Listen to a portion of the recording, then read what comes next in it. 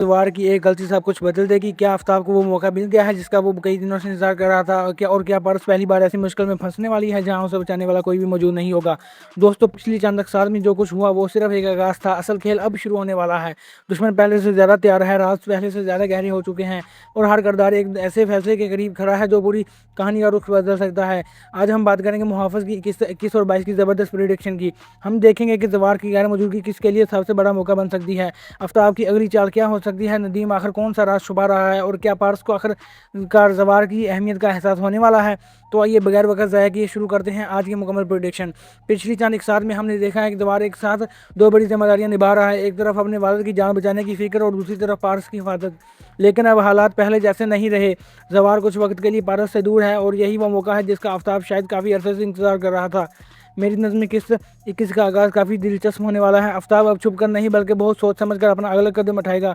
उसे मालूम है कि जवार मौजूद नहीं, इसलिए वो पारस तक पीछे पहुंचने या बेहजार को नुकसान पहुंचाने की नई कोशिश कर सकता है। इधर बेहजार भी बेफिक्र नहीं बैठेगा। उसे अंदाज़ा है कि दुश्मन खामोश ज़रूर है लेकिन रुका नहीं, इसीलिए वो हर कदम बहुत एहतियात से उठाएगा। मुमकिन है वो पारस की सिक्योरिटी मज़ीद सख्त कर दे, क्योंकि अब एक छोटी सी गलती भी बहुत बड़ा नुकसान तक पहुंचा सकती है। पारस की बात करें तो अब उसके किरदार में भी तब्दीली आ सकती है। अब तक वो जवार की हर बात पर नाराज़ होती रही, लेकिन जब जवार उसके साथ मौजूद नहीं होगा तो शायद उसे पहली बार एहसास हो कि जवार की सख्ती दरअसल उसकी हिफाजत के लिए थी। बाज़ औक़ात किसी इंसान की अहमियत उस वक्त समझाती है जब वो हमारे पास मौजूद ना हो। दूसरी तरफ नदीम अभी भी एक बहुत बड़ा सवाल बनाया हुआ है। पिछली एक साथ में उसकी घबराहट ने वाज़ेह इशारा कर दिया था कि वो कुछ ना कुछ ज़रूर छुपा रहा है। मेरी राय में आने वाली एक साथ में उसके किरदार से मुतल्लिक़ ऐसा राज सामने आने वाला है जो न सिर्फ बेहजार बल्कि पूरे ख़ानदान को हैरान कर दे। इधर जवार भी आसान हालात में नहीं होगा।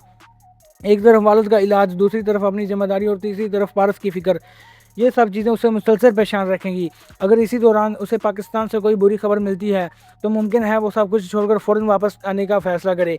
मेरी प्रेडिक्शन के मुताबिक किस्त 22 में आफ्ताब कोई ऐसा कदम ज़रूर उठाएगा जिससे पूरी कहानी में एक नया मोड़ आ जाएगा। वो जानता है कि सामने से लड़ने की बजाय अगर वो बेहसाद को कमज़ोर पहलू पर वार करेगा तो उसके कामयाब होने के इम्कानात ज़्यादा होंगे। एक और बात जो बहुत ज़्यादा अहम लगती है वो रेशम का किरदार है। वालिद की ख्वाहिश है कि जवार जल्द शादी करे, लेकिन जवार के फैसले कुछ और ही इशारा दे रहे हैं। हो सकता है आने वाली एक साथ में रेशम को भी हकीकत का सामना करना पड़े और उसके बाद इस कहानी में एक नया जज्बाती मोड़ आ जाए। मुझे ये भी लगता है कि पारस की सोच आहिस्ता आहिस्ता बदलने लगी। वो महसूस करेगी कि जवार सिर्फ एक बॉडी गार्ड नहीं बल्कि एक ऐसा इंसान है जो हर खतरे से पहले खुद खड़ा हो जाता है। शायद यही एहसास दोनों किरदारों के दरमियान फासले कम करने की शुरुआत बन जाए।